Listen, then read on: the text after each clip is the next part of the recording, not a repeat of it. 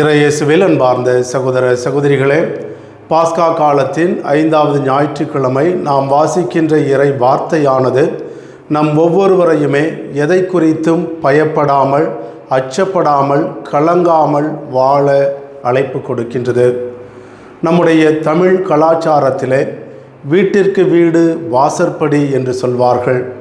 அப்படி சொல்வதற்கு காரணம், எல்லாருடைய வீட்டிலுமே ஏதோ ஒரு பிரச்சனை இருக்கின்றது. பிரச்சனை இல்லாத வீடு என்று எதுவுமே கிடையாது. பிரச்சனை இல்லாத மனிதன் என்று யாருமே கிடையாது. பிரச்சனை இல்லாத குடும்பம் என்று எந்த குடும்பமும் கிடையாது.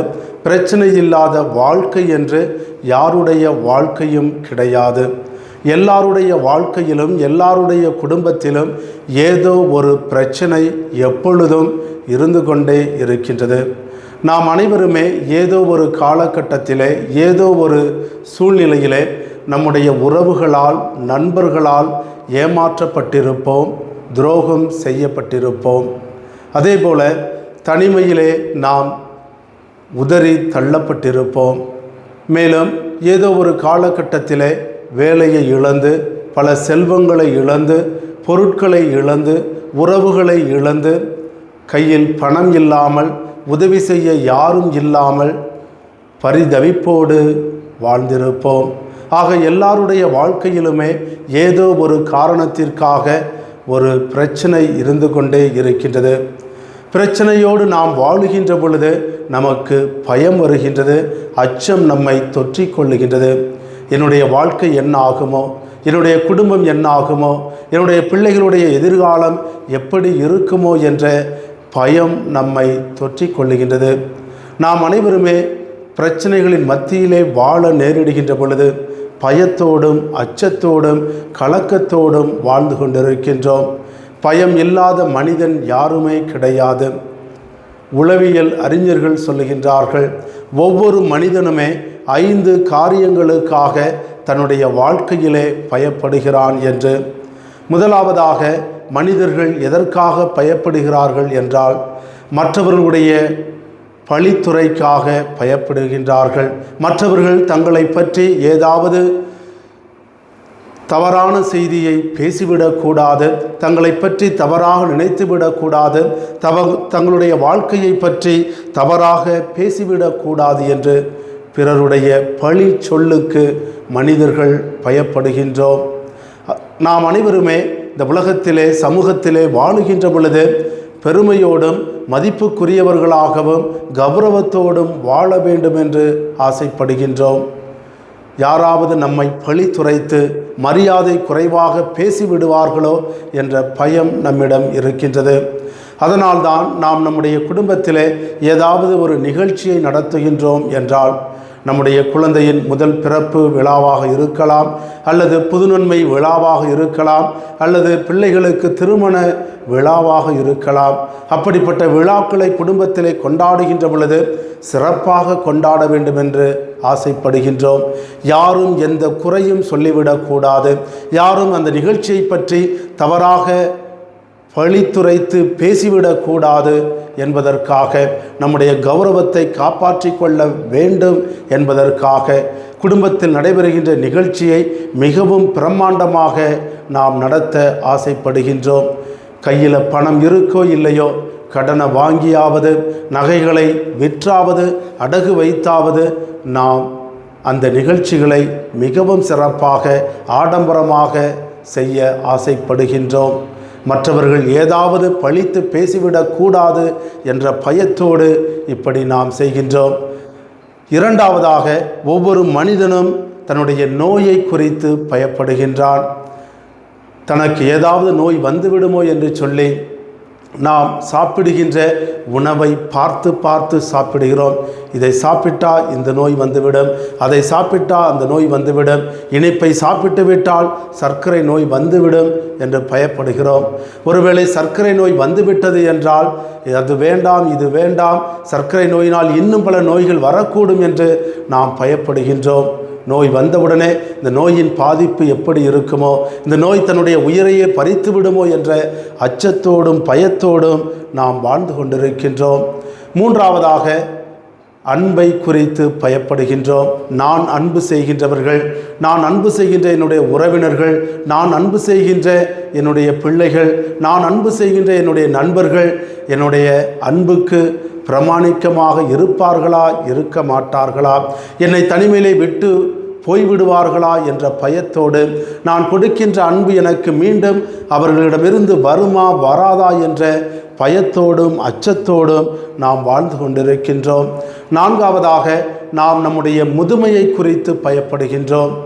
வயதானவுடனே எனக்கு வயதாகிவிட்டது, என்னுடைய இந்த முதிர்ந்த வயதிலே, முதுமையான நிலையிலே என்னை என்னுடைய பிள்ளைகள் கவனித்துக் கொள்வார்களா, எனக்கு தேவையான வசதிகளை செய்து கொடுப்பார்களா, அல்லது என்னை முதியோர் இல்லத்துக்கு விரட்டி விடுவார்களா என்ற பயத்தோடு வாழ்ந்து கொண்டிருக்கின்றோம்.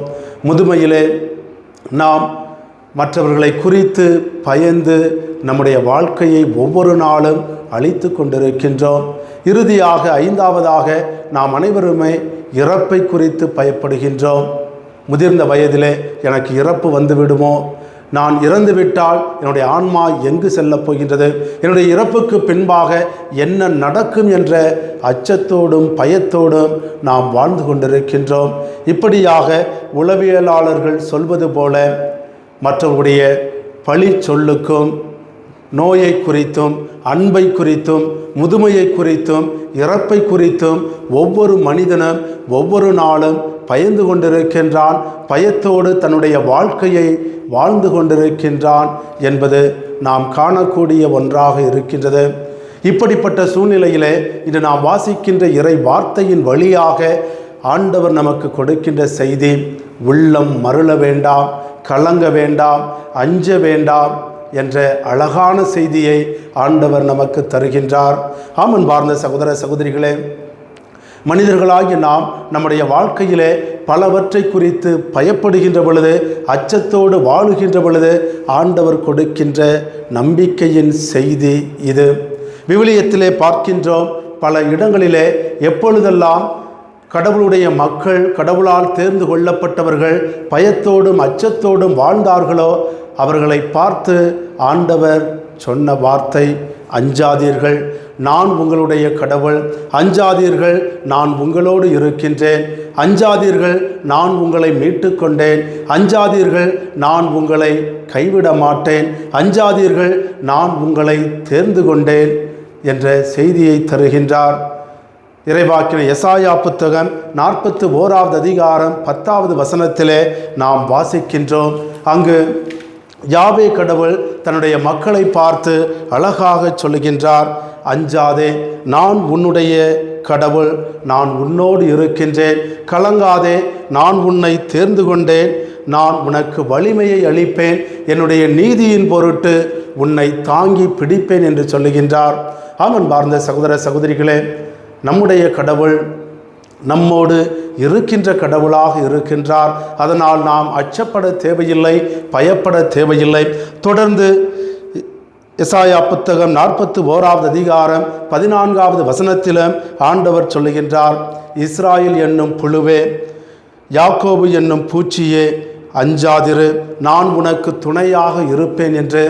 ஆக விவிலியம் முழுவதுமாக எப்பொழுதெல்லாம் மனிதர்கள் பயத்தோடும் அச்சத்தோடும் வாழ்ந்தார்களோ அவர்களை பார்த்து ஆண்டவர் சொன்ன வார்த்தை, இறைவாக்கு எசாயா புத்தகம் 43வது அதிகாரம் 1வது வசனத்திலும் யாவே கடவுள் தன்னுடைய மக்களை பார்த்து சொல்லுகின்றார், யாக்கோபே, உன்னை படைத்தவர் நான், இஸ்ராயேலே, உன்னை கருப்பையிலே உருவாக்கியவன் நான், அப்படிப்பட்ட நான் உங்களோடு இருக்கிறேன், நீ அஞ்சாதேன், நான் தான் உன்னை பெயர் சொல்லி அழைத்திருக்கின்றேன், உன்னை மீட்டு கொண்டேன் என்று சொல்லுகின்றார்.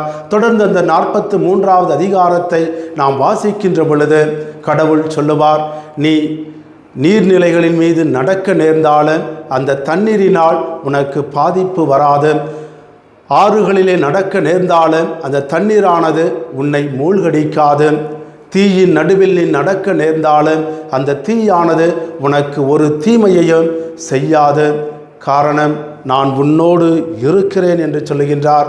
ஆக அன்பார்ந்த சகோதர சகோதரிகளே, நம்முடைய கடவுள் நம்மோடு இருக்கின்ற பொழுது நாம் எதை குறித்தும் பயப்பட தேவையில்லை, எதை குறித்தும் அச்சப்பட தேவையில்லை.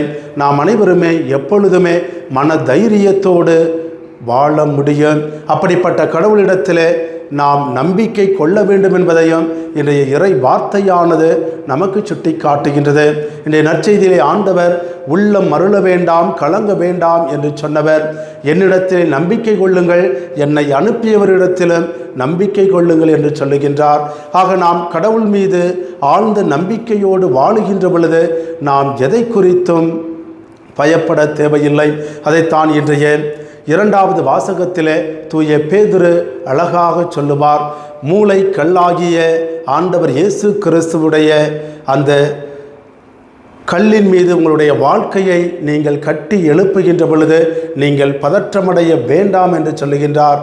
ஆக நம்முடைய வாழ்க்கையின் மூளைக்கல்லாக இருக்கிற ஆண்டவர் இயேசு கிறிஸ்துவை அடித்தளமாக கொண்டு நாம் நம்முடைய வாழ்க்கையை வாழுகின்ற பொழுது நாம் பயப்பட தேவையில்லை.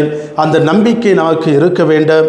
அதைத்தான் ஆண்டவரும் யோவான் நற்செய்தி 14வது அதிகாரம் 18வது வசனத்திலே அழகாக சொல்லுகின்றார். நான் உங்களை திக்கற்றவர்களாக விட்டுவிட மாட்டேன் என்று அந்த இறை வார்த்தையிலே நாம் நம்பிக்கை வைக்க வேண்டும். நம்முடைய ஆண்டவர் இயேசு கிறிஸ்து நம்மை அனாதைகளாக திக்கற்றவர்களாக ஒருபோதும் விட்டுவிட மாட்டார். காரணம், நாம் அனைவருமே அவருடைய அன்பு மக்கள். அவர் நம் ஒவ்வொருவரையுமே தேர்ந்தெடுத்திருக்கின்றார். அதைத்தான் இந்த இரண்டாவது வாசகத்தில் மேலும் தூய பேதுரு தொடர்ந்து சொல்வார். நீங்கள் கடவுளால் தேர்ந்தெடுக்கப்பட்டவர்கள், அரச குருத்துவ திருக்கூட்டம், பரிசுத்தமான மக்கள், நீங்கள் கடவுளுடைய உரிமை சொத்து என்று சொல்வார். ஆக நாம் அனைவருமே கடவுளுடைய உரிமை சொத்து, கடவுளுடைய உரிமை பிள்ளைகள். ஒரு தகப்பன் தன்னுடைய பிள்ளைகள் பிரச்சனைகளோடு வாழுகின்ற பொழுது உதவி செய்யாமல் இருப்பாரா? அதே போல கடவுளுடைய உரிமை சொத்தான அன்பு பிள்ளைகளாகிய நீங்களும் நானும் பிரச்சனைகளின் மத்தியில் பயத்தோடும் கலக்கத்தோடும் வாழ நேரிடுகின்ற பொழுது அந்த ஆண்டவர் நமக்கு துணையாக வருவார். எல்லா விதமான பிரச்சனைகளிலிருந்தும் நமக்கு விடுதலையை தருவார். காரணம், நாம் அவருடைய பிள்ளைகள். எனவே அன்பார்ந்த சகோதர சகோதரிகளே, நம்மை அழைத்த, நம்மை படைத்த, நம்மை தேர்ந்து கொண்ட, நம்மை மீட்டு கொண்ட, நம்மை வாழ வைத்து கொண்டிருக்கின்ற அந்த கடவுள் மீது ஆழ்ந்த நம்பிக்கையும் ஆழ்ந்த விசுவாசமும் நாம் கொண்டிருக்கின்ற பொழுது எதை குறித்தும் பயப்பட தேவையில்லை. எதுவுமே நமக்கு எந்த தீங்கும் செய்யாது, எந்த தீய சக்திகளும் நம்முடைய வாழ்க்கையை சீரழிக்க முடியாது. எவ்வளவு பிரச்சனைகள் வந்தாலும் அந்த பிரச்சனைகளின் மத்தியிலும் நம்மை ஆண்டவர் கரம் பிடித்து தூக்கி நடக்கச் செய்வார். எனவே அன்பார்ந்த சகோதர சகோதரிகளே, இன்றைய இறை வார்த்தை நமக்கு கொடுக்கின்ற இந்த அழைப்பை ஏற்றுக்கொண்டு ஆண்டவர் மீது ஆழ்ந்த நம்பிக்கையோடு வாழ்ந்து எல்லா விதமான துன்பத் துயரங்கள் பிரச்சனைகளை குறித்து அச்சப்படாமல் பயப்படாமல் மன தைரியத்தோடும் மன வலிமையோடும் நம்முடைய அன்றாட கிறிஸ்தவ வாழ்க்கையை நாம் வாழ முயற்சி செய்வோம். அதற்கான அருள் வரங்களை வேண்டி உயிர்த்த ஆண்டவரிடத்திலே தொடர்ந்து ஜெபிப்போம். ஆமென்.